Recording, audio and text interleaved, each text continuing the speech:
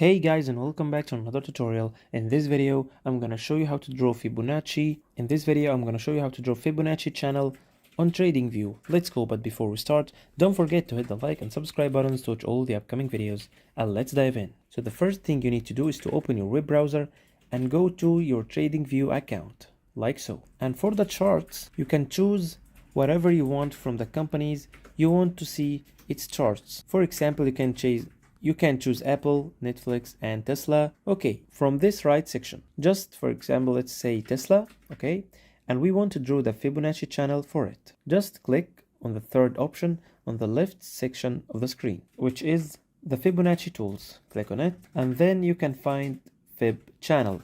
Click on that. Here we have to decide or to put any 2 points we want to draw the Fibonacci channel for them. Okay, let's see this. Okay, and let's put another one here. Okay, and that's the Fibonacci channel.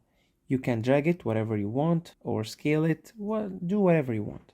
Let's put it here. Okay, you can also manipulate it from this corner, and you can simply and freely move it and also stretch it. If you found this video useful, don't forget to hit the like and subscribe to watch all the upcoming videos, and goodbye.